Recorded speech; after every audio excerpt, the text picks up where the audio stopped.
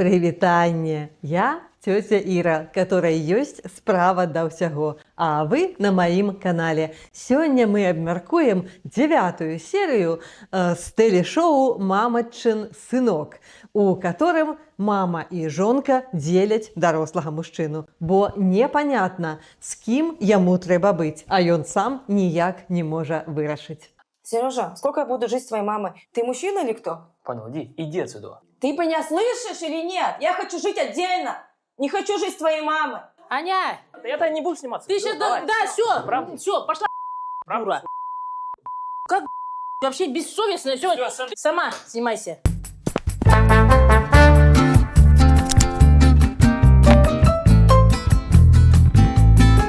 Людзі як людзі, толькі кватэрнае пытанне іх сапсавала. Тое самае дакладна можна сказаць пра герояў нашай праграмы. Чаму дарослы мужчына не хоча з'язджаць з мамінай кватэры, хаця мае жонку і дваіх дзяцей? У гэтай сям'і расклад наступны.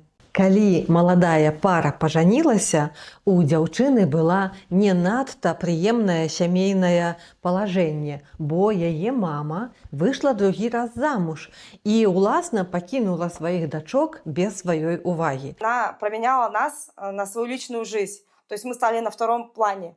Ей было без разницы, что мы делаем, как мы живем. Ну, все равно, мне обида на нее осталась все равно. Обида, она все равно есть, понимаете. Дзяўчынка адчувала сябе вельмі адзінокай, і сям'я мужа прыйшла ёй на дапамогу.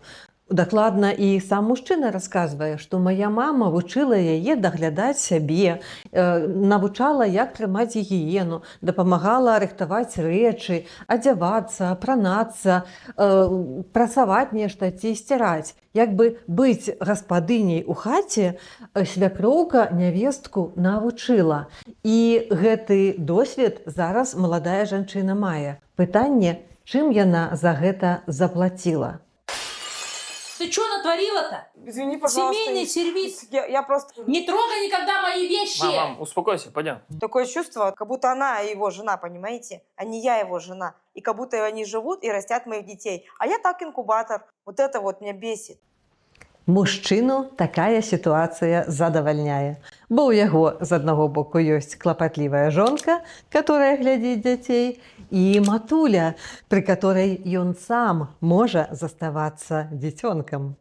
Чаму ж мужчыне хочацца быць побач з мамай? Сітуацыя скрыта ў мінулым. Справа ў тым, што бацька гэтага хлопца і муж яго мамы быў не вельмі такім добрым сем'янінам, і абодва яны расказваюць, што хатні гвалт быў для іх прывычны. Отец был как бы тиран, наказывал за все, а мать как бы стала для меня как самым близким человеком. Мне тяжело об этом вспоминать. Постоянно видела, как отец обижает мать. Было ощущение, что я хочу защищать мать. После смерти отца стал опорой для матери. Сыну прыходзілася бараніць маму ад бацькі і быць яе ахоўнікам, быць яе абаронцам. То калі бацька сышоў назусім, ён хацеў ці не хацеў, падсвядома, ці можа так з ініцыятывы мамы заняў пазіцыю бацькі, і мама стала для яго галоўным чалавекам. Калі мама робіцца галоўным чалавекам для сына, то месца на ўласную сям'ю застаецца ўсё менш. І вось зараз ён адчувае сябе ў прывычнай ролі дарослага партнёра для мамы, забываючыся пра тое, што яго жонка ўжо таксама дарослая жанчына, і што ён сам, як мужчына і бацька, мае дваіх дзяцей. Безумоўна, у такой сітуацыі у адной кватэры ужыцца цяжка. І жонка бачыць гэта, а мужчына бачыць не хоча. Ты меня слышишь или нет? Я хочу жить отдельно. Не хочу жить с твоей мамой. Уласна таму яна і звяртаецца ў праграму, бо іншага аўтарытэта не можа знайсці для свайго мужа. Яе ён не чуе, а маму ўсё задавальняе. Ці атрымаецца у знешніх экспертаў, псіхолагаў і гледачоў, і цёці Іры, безумоўна, нешта змяніць у гэтай сітуацыі? Я думаю, вы зараз глядзіце гэту праграму, таму што для вас сітуацыя таксама вельмі добра знаёмая. Я спадзяюся, што вы ў яе не патрапілі, але упэўнена на 100%, што вы бачылі падобныя сітуацыі ў сваім жыцці. Жонку ў гэтай сітуацыі зусім не хочуць слухаць, і яна называе сябе інкубатарам, бо нібыта яе роля ў гэтай сям'і толькі нараджаць дзяцей, а нават вырашаць, дзе дзецям вучыцца, ёй не даюць. Что-нибудь про еду, телеканалы какие-нибудь. Тем более она хочет поступать на повара. Почему Это перспективная профессия. Она всегда нужна, эта профессия. Мы с мамой обсудили, мы считаем, что Вике лучше пойти в кулинарный колледж. На медика надо учиться хорошо, а Вика у нас не любит учиться и не хочет. Але найбольш цікавымі для мяне асабіста фігурамі ў гэтым раскладзе з'яўляюцца сталыя жанчыны. Две мамы. Мама жонкі і мама мужа. Можа, таму, што я сама блізка да іх веку, і мне лягчэй разважаць пра тое, што адбываецца, калі твае дзеці вырастаюць, а партнёры па жыцці сыходзяць. Одна мама зрабіла стаўку на мужчыну и покинула без уваги детей. Когда мама познакомилась с ним, она могла не появляться 2 дня дома. Мы грязные ходили, голодные сами по себе. Она стала более строгой, стала больше нас наказывать той же скакалкой там, или ремнем. Мы все время боялись, каждую минуту мы думали, что вот сейчас нас позовут и накажут. Если мы как-то не уважали отчима, могла не кормить, мужчина стал ей важнее, чем дети. Я маму не могу простить до сих пор. Ну і што яна мае на сёння? Мужчына яе пакінуў, дзяцей пакінула яна. Дзеці засталіся без мамы, яна засталася без дзяцей і без мужчыны, і ў выніку усе няшчасныя. Ці магла б гэта жанчына зрабіць іншы выбар? Думаю, што ў той сітуацыі, у якой яна апынулася, гэта было немагчыма, бо традыцыйныя каштоўнасці, патрыархальная сістэма проста не даюць ёй магчымасці шырэй глядзець на свет. Нават па тым, як яна апранута, відаць, што задумацца над сваёй каштоўнасцю ёй не прыйшло да галавы. І вельмі-вельмі балюча бачыць такіх жанчын, пакалечаных патрыархатам. Мне вельмі хочацца, каб маладзейшыя дзяўчаты звярнулі на гэта ўвагу і трохі больш надавалі ўвагі сабе, цанілі свае магчымасці і апіраліся на свае здольнасці і рабілі свой уласны выбар. Тая мама, которая свякроў, яна вельмі-вельмі прывыкла быць адна. Яна радая, што ў яе ў жыцці больш няма мужа-аб'юзера і, хоча ці не хоча, пераклала гэтую ролю дарослага партнёра на свайго сына. Шчыра кажучы, я бачыла ў жыцці падобныя сітуацыі, калі вось такую ролю дарослага партнёра перакладалі не толькі на сыночкаў, але і на дачок. І нават я бачыла такія сітуацыі, калі так робіцца з пакалення ў пакаленне. Просто зараз у вачах у мяне стаіць знаёмая сям'я, дзе бабуля патрабуе вось такога ад дачкі, а яе дачка ад сваёй дачкі, уласна, бабулінай унучкі. То бок такі стэрэатып ужо замацаваўся, што вось я цябе выгадавала, а зараз ты пра мяне клапаціся. І гэта не вельмі правільная, мякка кажучы, сітуацыя, бо дзяцей варта адпускаць. Безумоўна, балюча глядзець, як яны робяць свае памылкі. Безумоўна, хочацца бегчы ўслед альбо нават наперадзе падсцілаць перад імі саломку. Але калі хочаце, каб дзеці былі шчаслівымі, сцісніце зубы і жывіце сваё ўласнае жыццё. Калі ласка, я вас прашу. Гэта вельмі-вельмі важна. Я чаму думаю, што магу так гаварыць, бо я жанчына з сіндромам выдатніцы, увесь час, усё жыццё старалася ўсё рабіць правільна. Я выйшла замуж, нарадзіла дзяцей, дапамагала мужу, як бы так это стаяла за спіной і падавала патроны, клапацілася, каб у яго развівалася кар'ера і гэтак далей, недзе ахвяравала сабой, і што я сёння маю? Мне 55 гадоў, а мой муж 2 гады як памёр. Я засталася адна. У мяне была вельмі вялікая спакуса павіснуць на плячах у дзяцей. Мне ўдалося ад гэтага неяк адстроіцца, але каб адстроіцца, мне прыйшлося проста фізічна з'ехаць з того месца, дзе мы жылі разам, адпусціць сваіх дзяцей, каб яны жылі далёка, каб у мяне не было гэтай спакусы на іх перавешваць свае праблемы. І проста пражываць, літаральна нагамі проста праходзіць сотні кіламетраў, гэта я не жартую, каб проста выпусціць сябе гэты боль і паверыць, што я магу яшчэ нешта рабіць, прынамсі я магу ісці. Там, ці я магу яшчэ сама для сябе гатаваць ежу, ці я магу маляваць, ці я магу проста прыбрацца ў хаце, хаця гэтага ніхто не будзе бачыць. Гэта вельмі складана. І калі я глядзела на жанчыну, которая не можа правесці адна ночь у отеле. Психолог отправил меня в гостиницу, чтобы я прочувствовала весь кайф одиночества. Не могу ни лежать, ни спать, ничего. Не нужна мне жизнь без сына. Я хочу жить с детьми. Ты хочешь жить до конца своих дней? Да. Вот честно. Да, хочу. Ну ты что, с ума сошла? Я не знаю, с ума я сошла или не с ума, но я не хочу. Поеду я сейчас домой. Я ўзгадвала, я разумею, як гэта цяжка. Я разумею гэты страх адзіноты, я разумею гэтае жаданне вярнуцца ў камфорт, бо я сама гэта вельмі востра і зусім яшчэ нядаўна адчувала. Але шчыра, калі ўдасца гэта зрабіць, самыя першыя, хто будуць вам удзячныя, гэта вашы дзеці. Я спытала ў сваіх. Яны радыя, калі мне добра, калі я магу сама спраўляцца са сваім жыццём. Той самы мамачкін сынок, мужчына, за которага змагаюцца жанчыны, лічыць, што ён мае рацыю. Дакладней, не ён сам, а мама мае рацыю, бо свайго ўласнага меркавання ён практычна ні разу за ўсю перадачу не выказаў.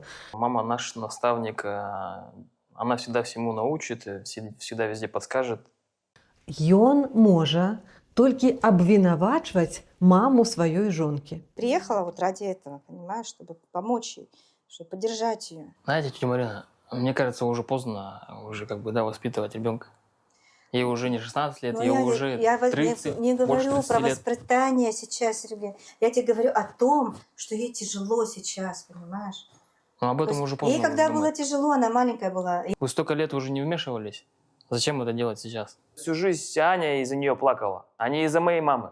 И не из-за меня тем более. Бо гэта вы вінаватыя, што вось яна такая. Гэта вы вінаватыя, што не дадалі ёй увагі, і зараз яна вось так нервова рэагуе на тое, што трэба жыць з маёй мамай. Ён не заўважае таго, што жонка яго ўжо не 15гадовая дзяўчынка, которая засталася без мамы. Яна ўжо дарослая жанчына. І, дарэчы, яна, на маё меркаванне, у гэтым сюжэце самы дарослы чалавек, который выказвае самыя адэкватныя думкі. Бо калі табе 40 гадоў, і ў цябе ёсць муж і 2 дзяцей, то цалкам нармальна хацець быць самастойнай. Цалкам нармальна хацець жыць асобна ад бацькоў, цалкам нармальна параіцца са сваім мужам, а не са свякроўкаю ці з мамай. І цалкам нармальна, калі дзеці бачаць здаровыя сямейныя стасункі, а не вось такую клотню пастаянную. Тое, што жанчына вырасла, відавочна. Яна задае сабе, у першую чаргу, вельмі важныя пытанні. Калі мне гэта не падабаецца, ці магу я сама нешта змяніць? Яна гатова выйти з сітуацыі, калі яна 15гадовая дзяўчынка, калі свякроўка яе вучыць, як памыць падлогу, што апрануць, як нешта там з сабою зрабіць і гэтак далей. Яна гатова сама ўзяць адказнасць на сябе за сваё жыццё. І нават за сваіх дзяцей, хаця ёй і не дазваляюць гэтага рабіць. Нельга сказаць, што ў яе нічога няма, хаця яна зараз у дэкрэце з малым дзіцем. Яна мае так званы мацярынскі капітал, который атрымала па нараджэнні другога дзіцяці. Многа гэта ці мала, але гэта пэўныя грошы. Гэта пэўныя фінансы, которые можна ў нешта ўкласці. І яна задаецца пытаннем, ці магу я сама паспрабаваць узяць іпатэку, скарыстаўшыся вось гэтымі грашыма. Бо яны зараз вызначаюць пэўную яе каштоўнасць як дарослай самастойнай асобы. І вось калі яна ідзе ў банк, і ёй кажуць, што абсалютнай гарантіі няма, але можна паспрабаваць, у гэтай жанчыны вырастаюць крылы. Я могу взять ипотеку без Сережи. Ты с ума сошла, Аня? Добрый день. Я не позволю тебе это сделать. Поняла? Собралась она. Она думает, что я просто возьму вот так вот расстроюсь. Нет, я не остановлюсь на своем. Нехта сказаў ёй, што яна дарослая. Нехта сказаў, што вы можаце паспрабаваць. І, канешне, яна ўжо пасля такой падтрымкі гатова па-іншаму глядзець на сітуацыю ў сваёй сям'і. Яна па-іншаму ацэньвае і ўсведамляе сваю ролю ў параўнанні з мужам і свякроўкай. Што ж раіць псіхолог у такой складанай сітуацыі? Як звычайна, не абыдземся без пясочніцы і лялек. Мне таксама такія цацкі вельмі падабаюцца. Аказалася, што мама нават у пясочніцы ставіць сына на першае месца, побач з сабой. Усе астатнія нібыта трошкі далей. Потому что это же мне кровь родная. То есть Сережа это ваша родная кровь? Да, да. Это тоже Угу. по крови И Виктор мне. тоже? Да. Да. А Аня? А Аня, как бы она еще не получается мне родная кровь-то, как бы. Сегодня она мне родня, а завтра она мне никто. І псіхолог прапануе ёй усё-такі звярнуць увагу, што ў сына ёсць уласная сям'я. Для мужчыны прапануецца ацаніць, як ён рэагуе на тое, што мама ці жонка спрабуюць парушаць яго граніцы. Ну дык жонку, аказалася, ён зусім не заўважае. А маладая жанчына проста забываецца пра сябе. Яна рэагуе на ўсё вельмі балюча, але не можа сабраць сябе ў адно адзінае. Што ж яны будуць рабіць? Чым лечыць іх псіхолог? Жанчыне маладой параілі нарэшце зразумець, што яна хоча. Аказалася, яна хоча зусім не шмат. Яна хоча прыняць ванну з араматнай бомбачкай. І што вы думаеце? Свякроўка супраць. Ёй здаецца, што вось гэтая пена душыстая папсуе ванную. Аня занимается вечно какими-то глупостями. Ты что здесь устроила? Что туда налила? Почему я не могу расслабиться? Позаботиться о себе, как о маленьком ребенке. Да кошмар какой-то. Что это?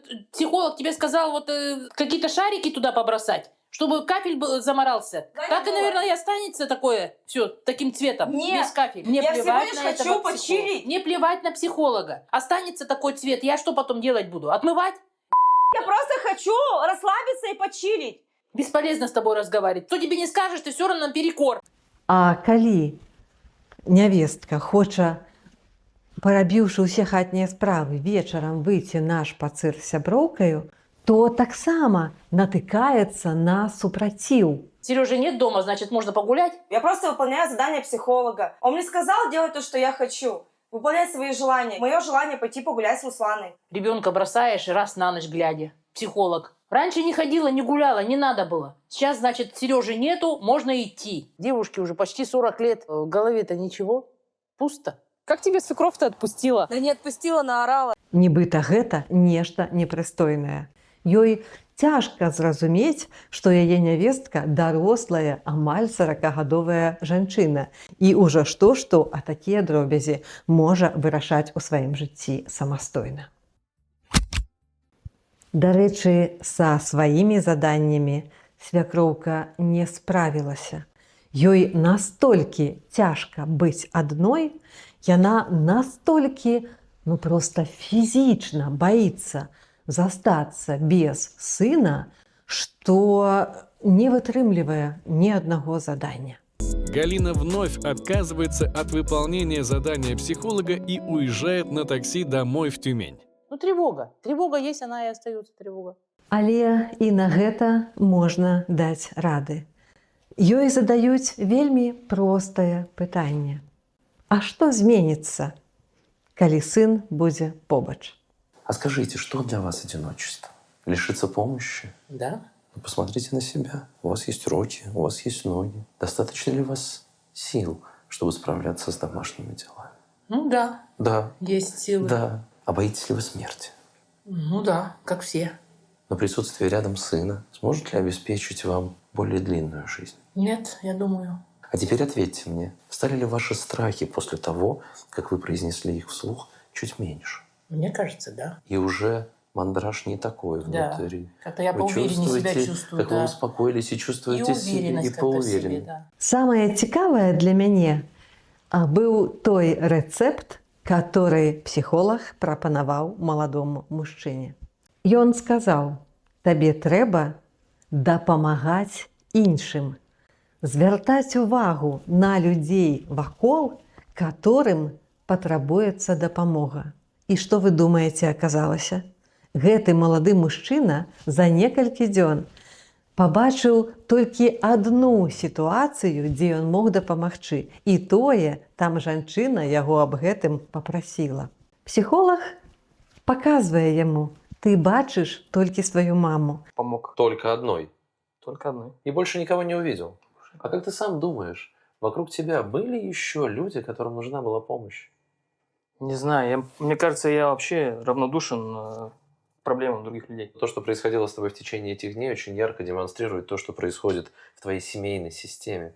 Ты очень внимателен и очень зациклен на проблемах и потребностях своей мамы, но абсолютно не замечаешь того, что происходит вокруг. А ведь есть Аня, которой нужна помощь, а ведь именно отсутствие помощи и отсутствие внимания могут поставить под угрозу ваши дальнейшие отношения.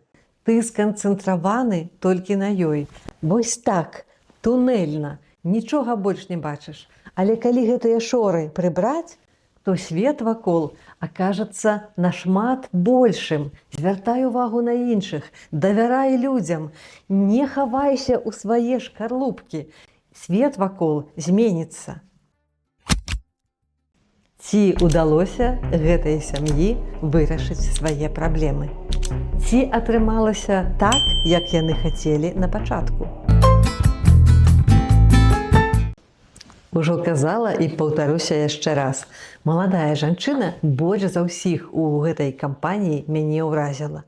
Бо калі яна паспрабавала звярнуцца ў банк і зразумела, што яе лічаць за чалавека, а не за інкубатар, як ва ўласнай сям'і, яна нібыта ўсведаміла: так а я ж магу сама нешта зрабіць. Сейчас я понимаю то, что мое будущее в моих руках. Я могу взять ипотеку даже без Сережи. Мне здаецца, вось гэта яе ўсведамленне паўплывала і на мужа, бо ён зразумеў, што яго жонка гэта не маўклівая пляма на дыване, а чалавек, асоба, которая мае сваю каштоўнасць і ўсведамляе гэта і можа нешта рабіць у сваім жыцці. І вось калі ён адчуў яе вось такой паўнавартаснай, каштоўнай асобай, умоўна кажучы, не меншай па маштабу, чым яго мама, то ён хіба яе заўважыў. Мне здаецца, гэта вельмі тыповая сітуацыя. Калі жанчына усведамляе сваю моц, калі яна умее знайсці ў сабе унутраную апору, то мужчыны гэта таксама адчуваюць. І з такой жанчынай, з такой партнёркай не страшна ісці далей побач па жыццю.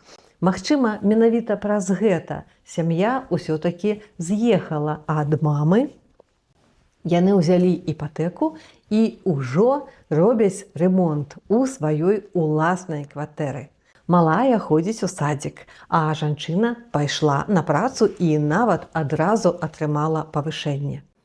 У чым жа знайшлі кампраміс? Ён быў, вы маеце рацыю. Як вы думаеце, Што яны зрабілі? Мы взяли, кстати, ипотеку в этом же районе, где проживает мать.